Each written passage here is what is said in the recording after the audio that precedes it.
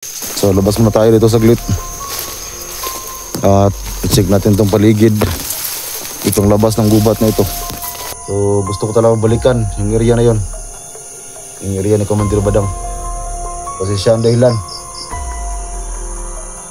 kung bakit muntik pong mabihag doon si Jigo at saka yung anak kong si Buddy. Subukan natin tong lumabas dito. Ito may tulay. So ngayon ko pa lang ito nakaro kasi kanina hindi ko ito nilapitan.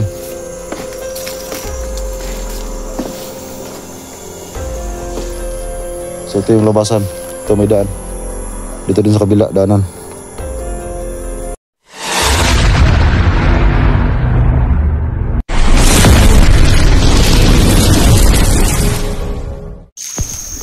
So ito ng karugtong mga kaibigan. So ito na, malapit na akong makalabas.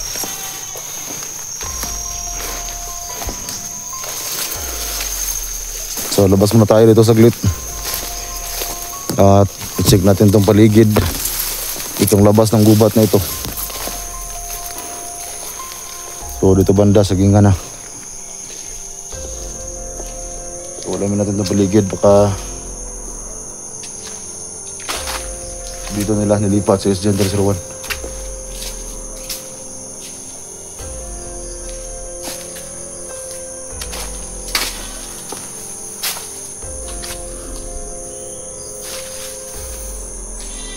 Dito banda may sulok.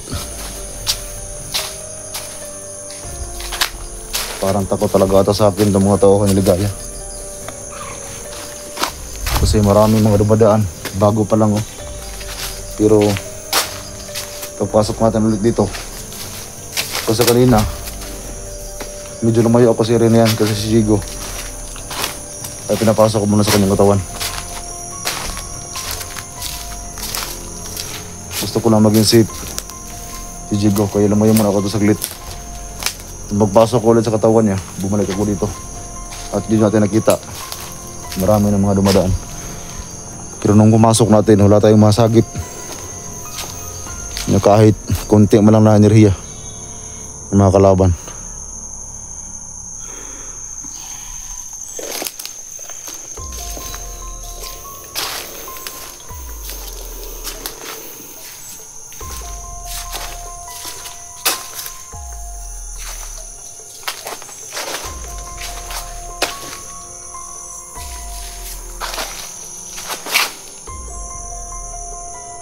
Alam nyo mga kaibigan, gusto ko rin makita yung si Lolo Akiriko, no? Yung nagligtas kay Junji. So sige lang, baka paglabas natin magkita ulit sila Junji ng anak ko si Jigo. Gusto ko magtanong si Jigo kay Junji kung anong klaseng tao si Lolo Akiriko. Kasi sa tingin ko parang siya yung puting kulto naming dating kaibigan noon, matagal ng panahon. Kasi hindi nyo lang alam, ang suot ng kulto ay itim. Pero gusto kong sabihin sa inyo, meron ding kulto na ang suot ay puti. At sila talaga ang sobrang mabait na kulto at napakalakas din nila. So kahit kulto sila ay para sila normal na tao. Makikipag-usap sila sa mga normal na tao. Kasi kami dati medyo gaya ni Jigo. Marami naman sigurong nakakita no, sa video ni Jigo noon ng paghuli ng Quadro Boys. So kahit mabait kami na kulto, pero hindi talaga namin mapigilan na magalit kapag mayroong mga lumalapit sa amin ng mga normal na tao, kasi ayaw namin makasakit ng tao. Pero yung mga puting kulto ay sila talaga yung mga lumalapit sa mga normal na tao. Kaya gusto kong malaman at sana makita natin yung dimensyon na yan, kasi gusto kong pasukin yung lugar ni Lolo Akiriko. Kasi matagal kong pinanood yung video ni Junji.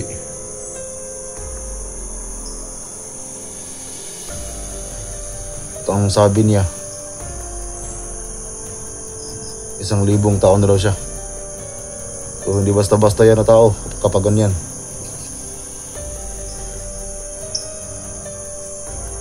Hindi talaga biro yung edad na yan. Ang nakagagawa lang yan ay yung mayroong mga dala, mayroong mga alam. Sakto sa agimat yan si Lolo Kiriko. Tsaka marami siyang binigay kay Junji. So mas mabuti yun para kahit paano ay makatulong siya sa mga hunter na binigyan niya ng lakas. So ayan, magagamit ni Junji yun. Malaking tulong yun sa mga hunter. At sana makatulong din yun sa iba. Kasi itong si Jigo, mayroon na akong hinihintay na tamang panahon. Kasi alam ko, pagdating ng panahon, ng tamang panahon, ay kaya rin niyang dalhin yung mga gimat, kung ano man ang meron sa kanya noon. So, kaya nga, iniingatan ko itong katawan niya. Kasi balang araw, ibabalik ko talaga kung ano man ang meron sa kanya noon. Para kahit papano, hindi na siya mahuli at pabihag ng mga kalaban. Siguro kung wala ako, itong si Jigo siguro sumunod na to sa akin. Kasi yung Commander Badang na yun, hindi biro ang lakas niya. Malakas talaga si Badang. Hindi ko siya kayang patumbahin gamit yung aking orasyon. Pero nakita niyo naman siguro na kaya ko talaga siyang labanan. Kasi sa tuwing naglalaban kami, ay gumagamit siya ng orasyon para makatakas. So, ibig sabihin, mas mataas yung orasyon ko sa kanya. So gusto ko talaga balikan yung area na yon, yung area ni Commander Badang. Kasi siya ang dahilan kung bakit muntik pang mabihag doon si Jigo at saka yung anak kong si Buddy. Ang problema talaga kay Badang, pag nagkaharap kami, ay bigla siyang tatakas gamit yung kanyang tagulilong. Yung kanyang tagulilong ay napakalakas talaga, hindi ko kayang habulin. Pero sa orasyon, kaya ko siyang pantayan. Hindi pa ako tapos sa Badang na yan. Hahanapin ko pa yan. At yung mga kumuha kay Junji, mayroon din yung koneksyon kay Commander Badang. Alam na alam ko yun. Kasi itong si Badang parang isa ring kulto to. Ang tingin ko yung Badang kulto, hindi yan bandido. Kasi sakto sa orasyon si Commander Badang. Yung mga bandido ay kung mayroon mang orasyon ay hindi kagaya niya na sobrang lakas.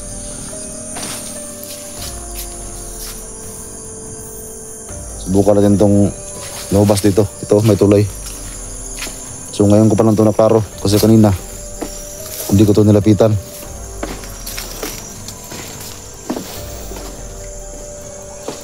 Yan, medyo mahaba yung tulay na to.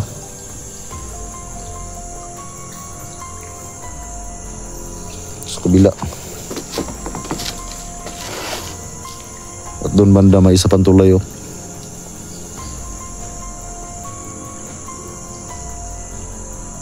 Yun.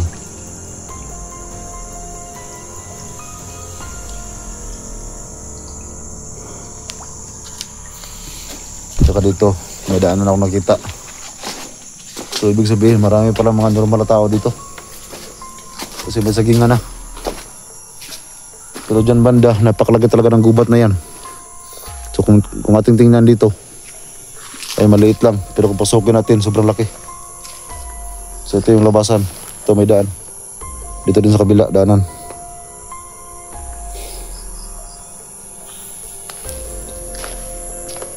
Baybayin natin doon dito banda. Kasi yung sunog, yung video ni SG, parang nasa loob lang yung parang nasa loob na ng sagingan yun. So, hindi ako nagkamali. Ang problema kasi sobrang dilim ng video. Hindi ko makita yung paligid. Pero kung malapit lang sila, sa akin. Kaya ko niyang mano. Pero kaya nga lumabas tayo sa gubat. Kasi wala talaga akong masagap. Kahit medyo malayo, kaya ko yung maramdaman kung may kalaban.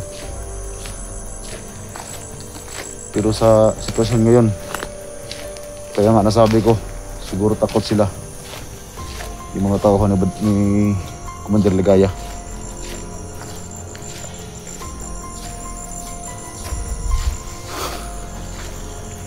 Ito, sagingan na talaga. Wala nga akong makita ng ano dito. Tsaka yun, sobrang laki ng daanan. So yung gubat nandyan lang sa loob. Papunta doon, sobrang layo. Siguro paakyat yan sa bukid. Pero dito banda. Yun iangat natin yung kamera.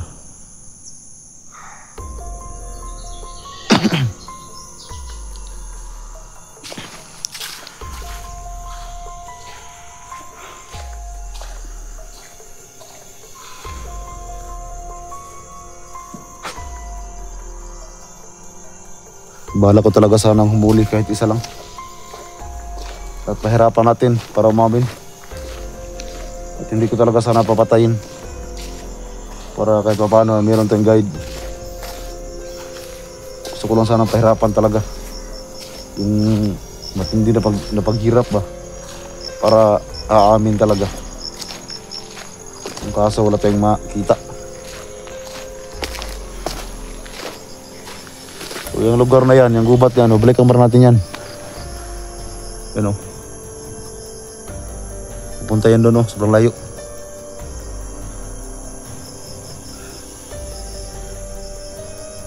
Magmasid pa rin naman ako dito. Hindi naman ako ako punta sa malayo talaga. Magmasid pa rin ako dito. So yung isang tulay kanina natin na videohan, ito yon.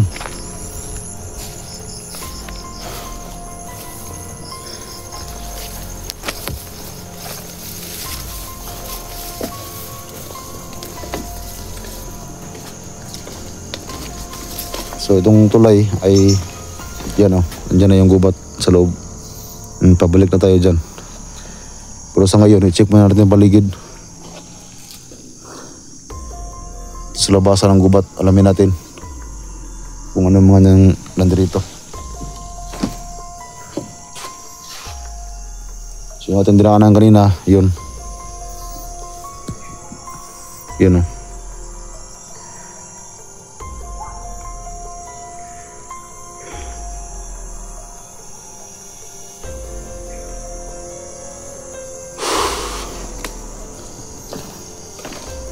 May mga aso akong narinig na tumatahol.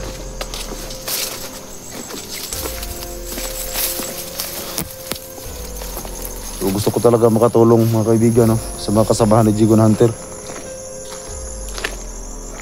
Gusto ko talaga makatulong sana, pero parang iniiwasan tayo ng mga kalaban. Gusto ko sana magiganti sa mga ginawa nila, lalo na sa dalawa kong anak na si Jigo at saka si Buddy. Kahit mga tauhan yun ni Badang, gusto ko pa rin makapatay ng tauhan ni Commander Ligaya. So bubalik tayo dito.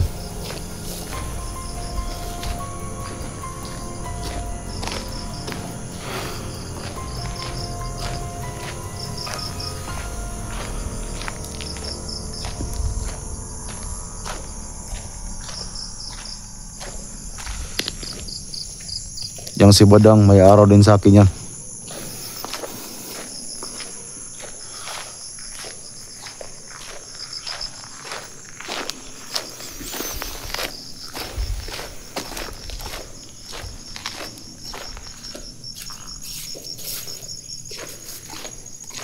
Kahit yung mamita ng tagulilong, wala talaga akong masagap na enerhiya ng kalaban.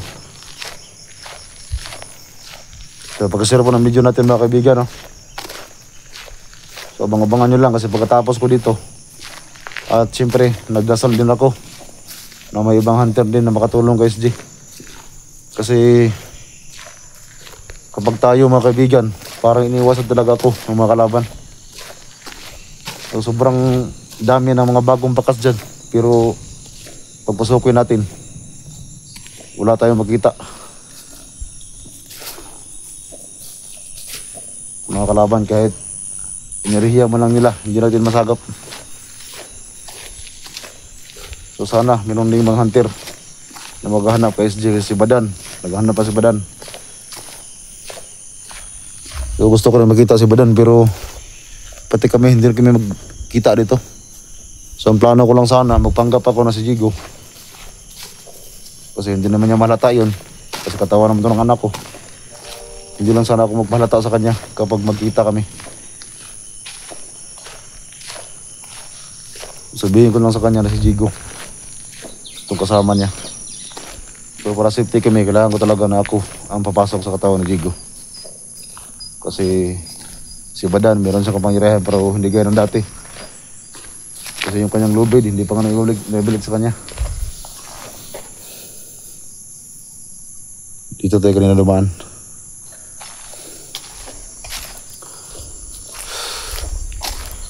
Dito banda, tingnan natin.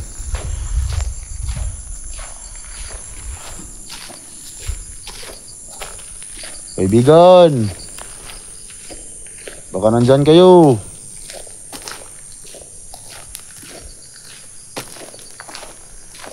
Parang alam talaga nila mga kaibigan na pupunta tayo dito. Kasi nakita ko sila Dax dito, sobrang daming kalaban nila. Pero nung pumasok ako dito, wala akong makita kahit isa.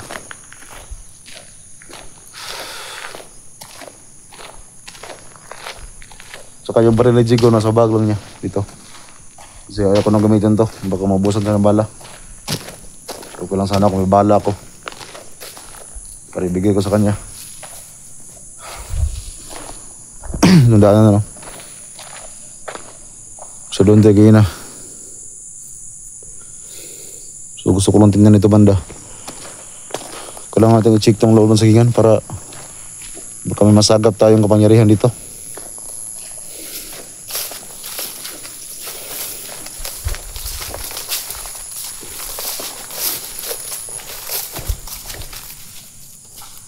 Subukan natin tumawag ng kaibigan. Baka may sasagot sa atin.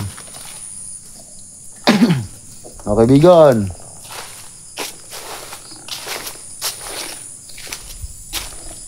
baka may nakarinig sa akin dito. Kaibigan.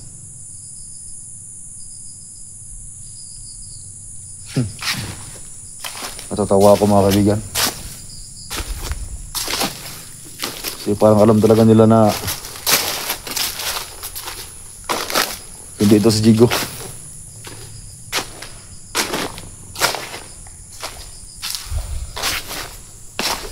Kasi kung bandido lang talaga sila, kung totoo silang bandido,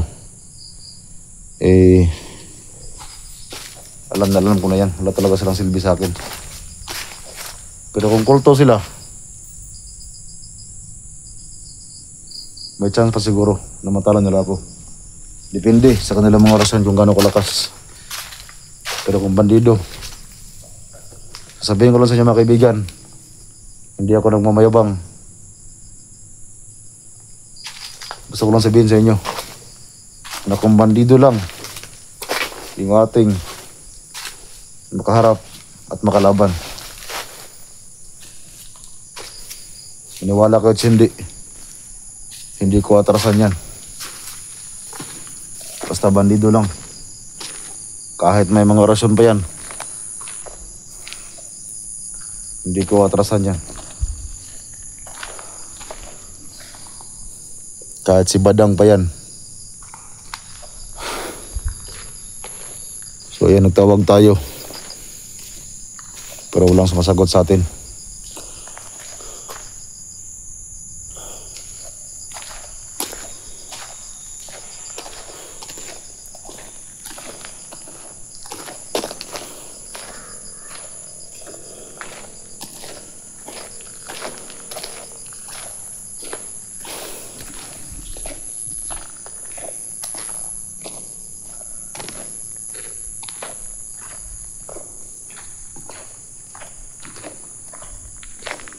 Gusto ko sanang may mga huli kahit isa man lang. Pero malas tayo. Ang plano ko mga kaibigan, sakalin ko lang ba? Sakalin ko lang ng hanggat sa sabihin niya kung saan si SG. At saka si Ligaya. Yung sakal na merong orasyon ba? Yung kasamang orasyon. Para magsalita talaga kung saan nakalagay sila.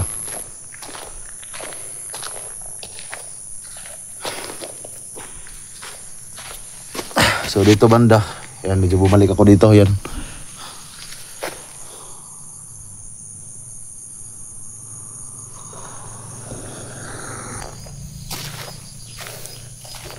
Kasi hindi ako pwedeng lumayo dito banda sa gubat nito.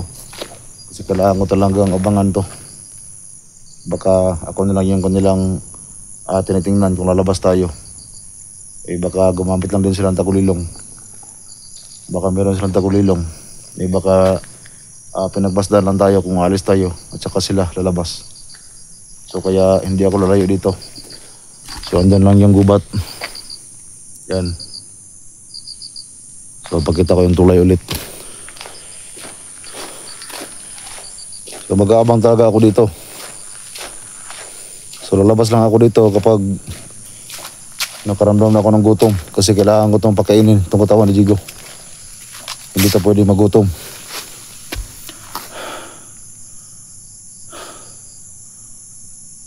Baka ako pandahilan magkasakit itong katawan ni Jigo.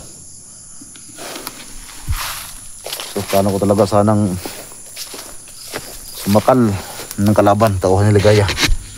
Pero malas tayo. Wala tayong mahuli kahit isa.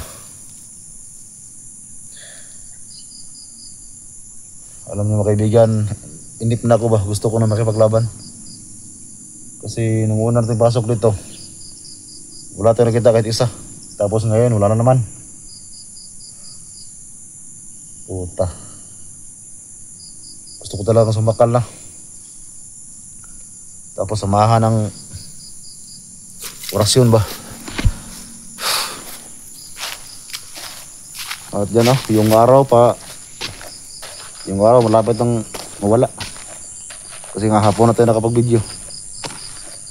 So, yan mga kaibigan. Pakashare po ng video natin. So, kaya ko ito ginagawa mga kaibigan kasi gusto ko lang talaga makatulong sa mga kasama ni Jigo na mga hunter. So, hanggat pwede pa tayo makapasok sa katawan ni Jigo, huwag kayong mag-alala kasi lagi akong papasok dito. Kasi may time talaga na kahit gusto kong pumasok ay hindi ako makapasok. Kasi nga limitado itong pagpasok ko sa katawan ni Jigo. Siguro hindi rin kaya ng katawan ni Jigo na lagi akong pumapasok. Kasi nung panahon talaga na nabihag si Jigo, gusto ko talaga pumasok noon, nung oras na yon. Pero kahit anong gawin ko, hindi ako makapasok. Siguro ay hindi lang talaga kaya ng katawan ni Jigo na pumasok ako. So, abangan nyo na mga kaibigan itong video niya. Kasi itong gubat ito, magmasid ako dito. Hanggat na sa loob ako ng katawan ng anak ko, magmamasid ako dito. So, pakashare ang video mga kaibigan, no? Para makalat pa ang ibang mga hunter. At yan, sa mga bago pa lang, no, nakapasok sa channel ni Jigo, huwag niyong kalimutan pag-subscribe mga kaibigan, no? Para kahit konti ay makatulong din kayo sa channel ng anak ko si Jigo. So yun lang, hanggang sa muli mga kaibigan.